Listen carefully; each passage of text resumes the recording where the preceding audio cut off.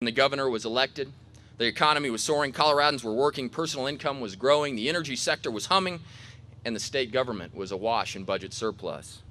But that was 3 years ago. It's all very different now. In the midst of a painful national recession, not only has this governor failed to chart a path to recovery, but his policies and his priorities have actually made a bad economic situation worse.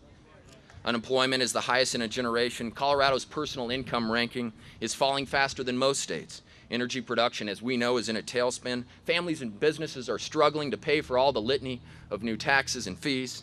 And reckless government spending when times are good have left our budget spread thin now that the economy turns down. No, Colorado is not better off than it was 3 years ago, and this governor owns a share of the responsibility for that. Which harkens another quote from the Gipper, modified for the here and now for modern times. A recession is when your neighbor loses his job. A depression is when you lose yours. A recovery is when Bill Ritter loses his. Do you believe that?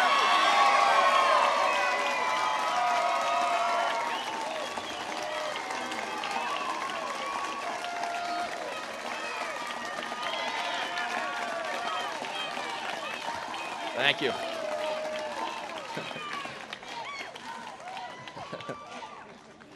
So over the next months, we're going to wage a spirited and energetic campaign focused on exactly that, a Colorado recovery that begins with restoring some common sense and leadership in the governor's office. And when I say energetic, I mean it. I mean it. Over the next 16 months, this campaign is going to work as hard and as smart as any campaign ever has. In the next few days alone, we're going to touch all the corners of this state, meeting with citizens, making phone calls, hosting business roundtables and town hall meetings. We're going to reach out to Coloradans on Twitter and Facebook. Dad, I'll tell you what that is later. And beginning tomorrow afternoon, we're even going to start pounding some shoe leather. I'm not sure if any gubernatorial candidate has ever gone door to door before, but starting tomorrow in Jefferson County, a critical swing area, we're going to do that, and we're going to do it all across the state of Colorado in the coming weeks.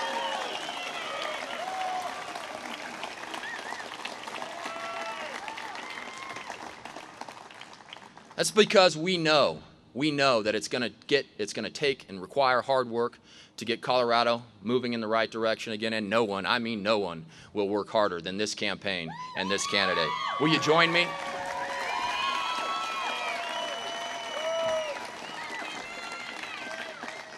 Now, more important than the methods of this campaign is our message, and our message will be bold. I don't know about you, but I'm tired of Republicans shrinking in the corner, afraid to make... I'm tired of Republicans afraid to make a well-formed and passionate case for our brand of disciplined and efficient government. Now that doesn't mean we should be harsh and judgmental in our rhetoric. We shouldn't be. There's nothing that you and I dislike more than a holier-than-thou politician. So let's not go there. But that does mean we should have the courage to stand for our convictions, to make a bold case for our values, to describe how our version of government works and where government has no business.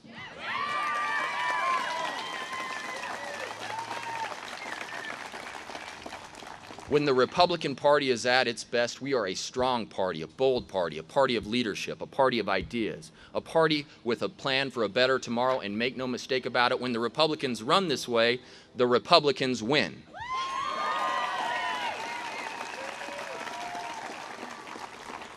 And so we will. We're going to make our case to the people of this state with conviction and guts.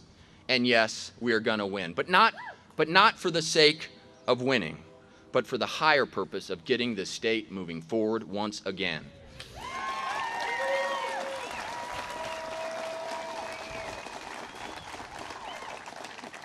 So let's look ahead for a moment or two to the upcoming election. In the short term, of course, we know we are going to have a spirited debate within our Republican Party about the future of our party, and more importantly, about the future of our state. This will be a contest between friends. It will be a debate between neighbors. It's a campaign with passionate advocates who carry strong opinions, so the debate will be robust, I have no doubt. And that's okay. The opportunity to serve as governor is an incredible privilege that comes with tremendous responsibility, and the job should be earned. So thank you.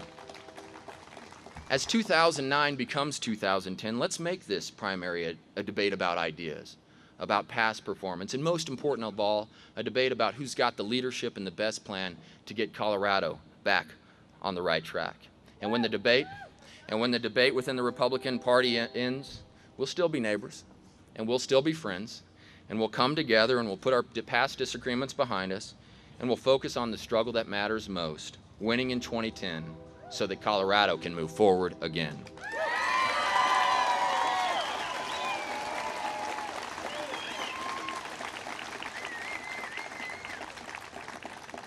So friends and Republicans, let's focus on what matters most during this primary season, how we would govern if given the chance. You have a right to know how your nominee will lead.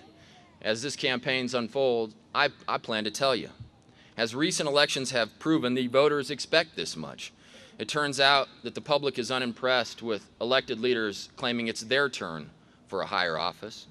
That's because the office belongs to the people. It is owed to no one.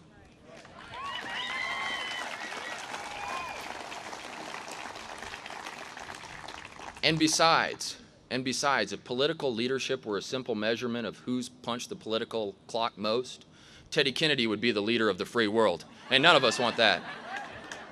Now, it's true for Republicans, and it's also true among Democrats and independents.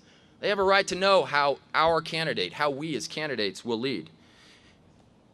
If the state of Colorado has learned anything over the last 3 years, it's that vague campaign promises without a plan and some leadership to back it up, it isn't worth much. Bill Ritter ran on a vague set of commitments that he called the Colorado Promise.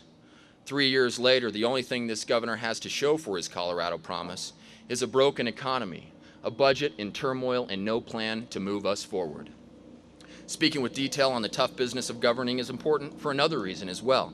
At the state level, Republicans haven't done a particularly good job of saying how we would lead if given the chance. Even though it is critically important that we say no to the conventional tax and spend approaches to the other side, it's critical that we say what yes looks like.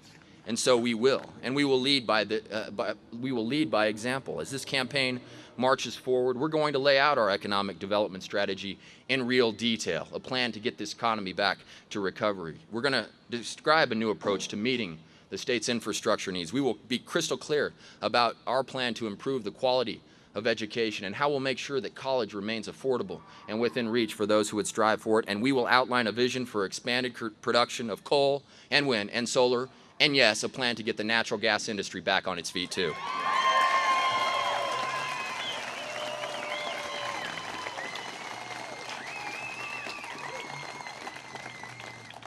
Ours will be a campaign with its eyes wide open, a campaign that talks clearly about the challenges our state faces and points boldly to real solution, a campaign with the courage to describe how we will lead. You know, over the last several months, I've had a lot of people ask me, why in the world would you ever want to run for governor? And it's not exactly an unfair question. Politics has gotten to be a pretty tough business, and as all of you know, life in Grand Junction comes pretty easily for Jamie and I and the family. And as much as I relish fighting the good fight in the public arena, again, those of you who know me well know I just assumed be at Chase's Little League game or coaching in that flag football league that Jamie had told you about. And yet the call to serve a cause higher than personal convenience has never burned stronger. You feel it, and we do too. We see the direction of our country and our state, and we're concerned. We look back over the last decade on a Republican Party that lost its compass, forgot its purpose, squandered its moment, and we grow frustrated. We see an economy in decline, a school system that fails too many, and a government that can't balance its budget or live within its means, and frustration becomes motivation.